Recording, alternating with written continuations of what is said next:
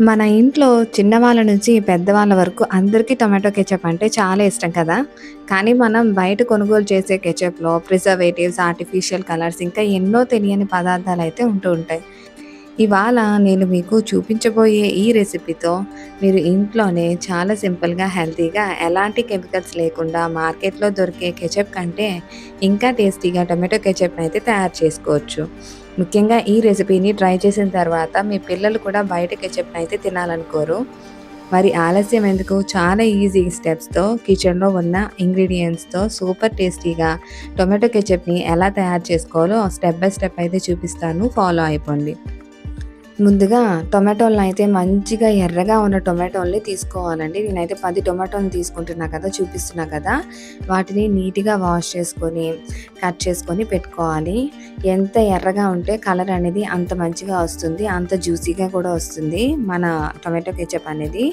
So, మంచిగా ఎర్రగా ఉన్న పండ్లు లాంటి వాటిల్ని తీసుకోండి. ఇప్పుడైతే వాటిని కట్ చేసిన దాన్ని ఒక కడాయి అయితే పెట్టేసుకుందాము. అందులో కొంచెం ఆయిల్ అయితే వేసుకుందామండి. టొమాటో అనేది వేగాలి కదా! దానికోసం. ఒక 3 స్పూన్ల ఆయిల్ అయితే సరిపోతుంది.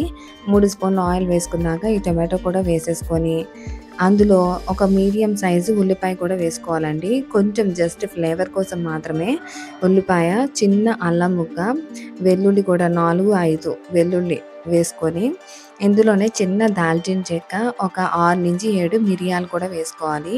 మీకు స్పైస్ అంటే ఇష్టం లేదు, మా పిల్లలు అసలు స్పైస్ అంటే ఇష్టపడరు అనుకుంటే దాల్చిన చెక్క, మిరియాలనేవి వేసుకోవద్దండి. వదిలేసేయండి. స్వీట్‌గా కావాలి అనుకుంటే మాత్రం అవి 2 వేసుకోవద్దు. కొంచెం స్పైసీగా కావాలి అనుకుంటే మాత్రం వేసుకోండి. ఇప్పుడైతే ఇవన్నీ కూడా మనకి మంచిగా వేగిపోవాలండి. నేను చూపిస్తున్నా కదా! ఆ విధంగా అయితే వేగిపోవాలి.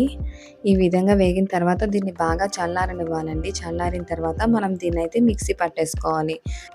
దాల్చిన చెక్కనైతే పక్కకి తీసేసి మనం మిగతాదంతా కూడా మిక్సీ పట్టేసుకోవాలండి.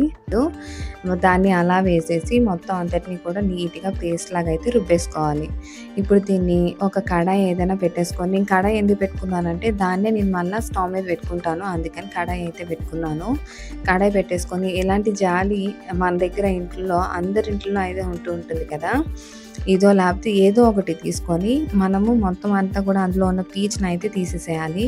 చూడండి, దాంట్లో కొంచెం ఇది వేసేసుకొని ఈ విధంగా మనం స్పూన్‌తో కానీ, గరిటెతో కానీ ఇలా చేస్తే మనకి పీచు లాంటిదంతా కూడా ఉండిపోయి మిగతాదంతా కూడా ప్యూర్ పేస్ట్‌లాగా ఉన్నదంతా కూడా మనకి కడాయిలోకైతే వచ్చేసింది కదా! ఈ విధంగా అయితే సెపరేట్ చేసుకోవాలండి. మనకిలా ఉంటే గనక కెచప్ అనేది మంచిగా రాదు. కాబట్టి మంచి ప్యూరీలాగా అయితే తీసేసుకోవాలి. మొత్తం అంతటిని కూడా తీసేసుకొని దీన్ని స్టవ్ మీద అయితే పెట్టేసుకుందాము. ఇందులోనే టేస్ట్ కోసం ఒక స్పూన్ సాల్ట్ అయితే వేస్తున్నాను. ఒక చిన్న కప్పుతోనైతే పంచదార వేస్తున్నానండి. పంచదార అనేది కంపల్సరీగా వేయాలి. పంచదార కూడా వేసేసుకొని 2 స్పూన్ల కారం అయితే యాడ్ చేసుకోవాలండి. పచ్చి కారం అనేది యాడ్ చేసుకోవాలి. మనకి కలర్ అనేది దీని వల్లనే వస్తుంది టొమాటో కెచప్‌కి. ఎందుకంటే మనం ఆర్టిఫిషియల్ కలర్స్ ఏది వాడటం లేదు కాబట్టి కొంచెం కలర్‌ఫుల్‌గా రావాలి కాబట్టి పచ్చి కారం అనేది యూజ్ చేస్తే మీకు కలర్ అనేది కొంచెం రెడ్డిష్‌గా వస్తుందన్నమాట. నేను చూపిస్తున్న దానికంటే కూడా కొంచెం బయటన ఇంకొంచెం కలర్ అనేది మంచిగానే వచ్చింది. మీకు వీడియోలో ఇంకొంచెం లైట్‌గా కనిపిస్తుంది తర్వాత. నేను చూపిస్తాను చూడండి. కొంచెం బాగా దగ్గరికి అయిన తరువాత ఒక స్పూను వెనిగర్ అయితే వేసుకోవాలి. ఇప్పుడైతే వెనిగర్ వేసుకున్న తర్వాత కూడా ఇంకొంచెం సేపు అయితే మనం మగ్గించుకోవాలండి. కొంచెం బాగా దగ్గరికి అవ్వనివ్వాలి. మీకు ఇది ప్రిపేర్ అయిపోయిందా లేదా అనేది ఎలా తెలుస్తుంది అంటే ఒక ప్లేట్ ఏదైనా తీసుకోండి. కొంచెం స్ట్రెయిట్‌గా కాకుండా కొంచెం స్లాంటింగ్‌గా పెట్టి చిన్న కెచప్ అయితే వేసి చూడండి. ఒకవేళ వాటర్ లాంటిది జారితే కనుక ఇంకా మీది ప్రిపేర్ అవ్వలేనట్టు. అసలు జారకూడదండి. వేసిన తర్వాత అది కొంచెం అలా అక్కడే ఉండిపోవాలి. నేను చూపిస్తున్నా కదా మీకు ప్లేట్‌లో వేసి, ఆ విధంగా అయితే టెస్ట్ చేసుకోండి. వాటర్‌లా వస్తే కనుక ఇంకొంచెం సేపు మరిగించుకోవాలి.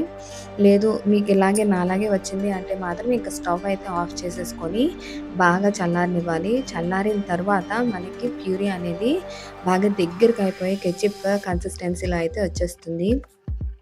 టేస్ట్ అనేది కూడా చాలా బావుంటుందండి. దీన్ని బాగా చల్లారిన తర్వాత ఏదైనా ఒక ఎయిర్ టైట్ కంటైనర్‌లో గనక మీరు పెట్టి స్టోర్ చేసుకున్నారనుకోండి, మీకు 4-5 మంత్స్ అయితే ఈజీగా ఉంటుంది. అస్సలు పాడవదు.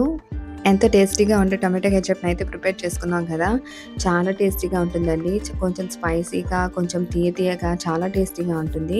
మీరు కూడా ట్రై చేసి ఎలా ఉందో కామెంట్స్‌లో అయితే తప్పకుండా నాకు తెలియజేయండి. ఈ వీడియో నచ్చినట్టయితే ప్లీజ్ లైక్ చేసి మీ ఫ్రెండ్స్‌కి కూడా షేర్ చేయండి. వాళ్ళకి కూడా యూజ్ అవుతుంది కదా! ఇలాంటి చాలా వీడియోస్ అయితే మన ఛానల్‌లో ఉన్నాయి. ఒక్కసారి చెక్ చేసి మీకు నచ్చినట్టయితే ప్లీజ్ నా ఛానల్‌ని అయితే సబ్స్క్రైబ్ చేసుకోండి. Thank you.